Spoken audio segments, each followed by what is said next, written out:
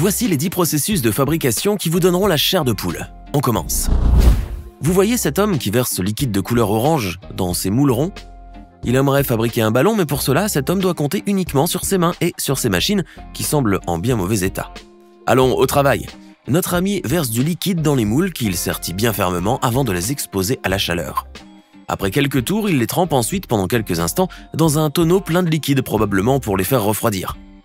Puis, dernière étape, il démoule la petite balle avant d'y injecter de l'air. Et voilà, il finit par obtenir de beaux ballons en plastique orangé qui rebondissent joyeusement sur le sol. Mais pour obtenir ces ballons, cette personne doit répéter les mêmes étapes à plusieurs reprises. Ouf, on peut facilement imaginer l'ennui qu'elle doit ressentir à force de répéter la même chose encore et encore, en s'aidant du mieux qu'elle peut avec les moyens du bord. Ceci sans parler des mesures de sécurité qui semblent absents de cet atelier. Or, cette personne ne l'entend pas vraiment de cette oreille, car ce qui compte pour elle, c'est de fabriquer un grand nombre de ballons. Bien que cela puisse choquer certains d'entre nous, cet homme a néanmoins suscité l'émerveillement de nombreuses personnes. Voici une usine chinoise qui fabrique des valises qu'elle exporte un peu partout dans le monde. Évidemment, son objectif principal consiste à vendre le plus grand nombre de valises possible. Or, il n'y a pas si longtemps, cette usine s'est retrouvée sur les réseaux sociaux. En cause, la fabrication insolite de ses produits. En effet, des valises de toutes les couleurs et avec différents motifs à la surface sont fabriquées en un rien de temps, comme le montre cette vidéo. L'usine en question utilise un processus qui consiste à faire souffler une feuille de plastique chauffée grâce à une machine de formage sous vide. Grâce à cette machine, les structures des valises sont formées puis assemblées avant l'étape de finition. L'usine parvient ainsi à fabriquer un nombre incroyable de valises en un temps record. Mais pour cela, elle doit également employer un grand nombre d'ouvriers et assurer les charges de tout à chacun. Chose qui est à la fin tout à fait normale, comme c'est le cas pour n'importe quelle usine dans le monde pourvu que ces jolies valises se vendent comme des petits pains. Et comment? Grâce à cette vidéo virale qui en a fasciné plus d'un, cette usine vendra certainement encore plus de valises à l'avenir. Regardez ces hommes qui se trouvent dans cet atelier de fabrication d'écrous hexagonaux. S'ils sont là, c'est pour gagner leur vie, et ce malgré les conditions précaires dans lesquelles ils font leur boulot. Les voilà qui manipulent le métal et qui le font passer par différentes machines, le tout à main nue. À la fin, ils obtiennent les petits écrous hexagonaux, mais non sans prendre le risque de se brûler les doigts. Pourtant, d'après ce que l'on peut voir, ces hommes ont pris l'habitude de travailler de cette manière. Toutefois, à cause de cette vidéo, ces ouvriers ont gagné la compassion de nombreuses personnes. Dans cette forêt en Thaïlande, cet homme vient d'accrocher un petit seau au tronc d'un arbre et fait une incision sur l'écorce. Vous avez tout compris, il veut collecter du latex de cet arbre afin de fabriquer du caoutchouc. Cet homme devra cependant attendre longtemps avant que le seau ne soit partiellement rempli, car la collecte du latex prend quelques heures. Parfois, cela peut même aller jusqu'à 6 heures.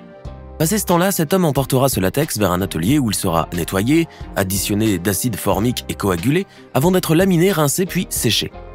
Cela donnera des feuilles de caoutchouc épaisses qui, une fois travaillées, seront prêtes à être exportées. Et voilà, cet homme, mais aussi ses compagnons, auront finalement réussi à obtenir leur caoutchouc au prix d'un grand labeur, toutefois. En revanche, il peut être sûr et certain qu'une fois vendu, son caoutchouc servira à fabriquer d'autres produits utiles dont on se sert tous les jours. Et cela ne le rendra que plus fier, bien sûr. Vous avez souvent l'habitude de porter des lentilles de contact, que ce soit pour corriger votre vue ou tout simplement pour changer la couleur de vos yeux. Vous n'êtes pas le seul alors. Cependant, vous avez été quelque peu surpris d'apprendre que les lentilles passent par une chaîne de fabrication assez complexe. Pour mieux comprendre cela, vous avez donc regardé l'une des vidéos qui montre le processus de fabrication des lentilles de contact, ce qui vous a permis d'avoir une idée plus claire sur la fabrication de ces accessoires fins et fragiles. Non seulement vous avez découvert que la production des lentilles de contact passe par de nombreuses étapes délicates, mais depuis ce jour-là, vous ne pouvez plus vous empêcher d'y penser et de ressentir des frissons à chaque fois que vous posez vos lentilles sur vos yeux. Et oui, voir ce mode de fabrication vous a donné un peu la chair de poule, n'est-ce pas? Bon, cela vous passera avec le temps. En revanche, vous ne pourrez plus porter vos lentilles aussi fréquemment qu'avant. Les fabricants de raquettes de tennis comptent parfois parmi leurs clients des champions de la petite balle jaune. Bien entendu, leur objectif premier est de fournir des raquettes d'une qualité irréprochable à ces joueurs professionnels. Cependant, ces fabricants savent que pour cela, leurs raquettes doivent répondre à un maximum de critères et d'exigences afin que les joueurs qui les utiliseront ne rencontrent aucun problème durant le jeu. Pour ce faire alors, ces artisans choisissent avec soin les matériaux comme la fibre de carbone, l'aluminium et même la peinture qui leur serviront à fabriquer les raquettes et respectent avec une grande précision toutes les étapes de fabrication, de la conception du cadre à la fabrication du cordage. De cette manière, ils atteignent leur objectif en obtenant des raquettes de bonne qualité, même si la fabrication s'avère souvent difficile et complexe à certaines étapes, notamment si les raquettes sont fabriquées à la main. Or, tout ceci est oublié dès lors que le client final, c'est-à-dire le joueur, exprime sa satisfaction. D'ailleurs, c'est grâce à tous ces bons efforts que certains fabricants de raquettes ont acquis à jamais leur bonne réputation à l'échelle mondiale. Voilà qui fait d'eux de vrais champions à leur tour. Bon nombre de femmes à travers le monde utilisent tous les jours des serviettes hygiéniques, histoire de bien se protéger pendant la période menstruelle. En revanche, la plupart d'entre elles, sinon toutes, ignorent comment et de quoi sont fabriquées ces serviettes. Certaines d'entre elles, notamment les plus curieuses, n'hésitent pas alors à chercher sur internet le processus de fabrication de ces produits hygiéniques indispensables. Or, si elles finissent quelquefois par tomber sur l'une des vidéos qui montre comment sont fabriquées les serviettes hygiéniques, comme celle-ci, elles n'en restent pas moins choquées, voire horrifiées en découvrant comment sont utilisées les matières premières qui composent ces serviettes. Eh bien, lors du processus, ces dernières sont parfois en contact direct avec les machines, ce qui pousse ces femmes à se poser de nombreuses questions sur leur hygiène. Mais n'ayant pas trop le choix, elles continuent toujours à utiliser ces serviettes hygiéniques, préférant fermer les yeux sur ce qu'elles ont découvert. Or, cela n'empêche qu'elles deviennent beaucoup plus vigilantes et qu'elles choisissent plus soigneusement la marque de serviettes qu'elles utiliseront, tandis que d'autres préfèrent désormais recourir à des méthodes plus artisanales ou fabriquer elles-mêmes leurs propres serviettes hygiéniques. Hugo de Boon et Koen Merkerk sont deux jeunes hommes originaires des Pays-Bas qui s'intéressent énormément au respect de l'environnement. Voilà pourquoi en 2015, ils ont voulu mettre en œuvre une idée répondant parfaitement à la question écologique: fabriquer du cuir avec des mangues. Ces deux jeunes hommes ont certainement dû faire face au scepticisme et aux yeux ronds de tous ceux qui ne croyaient pas à leur projet. Mais loin de se décourager, ils se sont mis au travail, transformant les mangues impropres à la vente et destinées à la déchetterie en une pulpe à laquelle ils ajoutaient des additifs avant de la faire sécher et de la faire découper en feuilles dans un autre atelier. Non seulement Hugo et Koen ont trouvé une bonne solution pour lutter contre le gaspillage alimentaire en utilisant des mangues impropres à la vente, mais aussi ils sont parvenus à créer un produit original en transformant des fruits en cuir, et tout cela dans le respect total de l'environnement.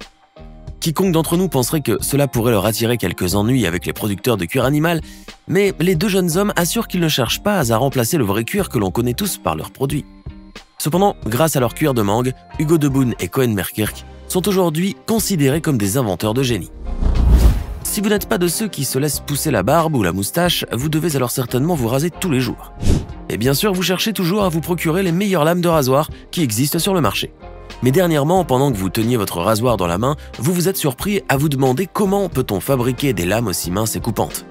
Curieux comme vous êtes, vous avez alors immédiatement commencé à chercher le mode de fabrication de ces produits.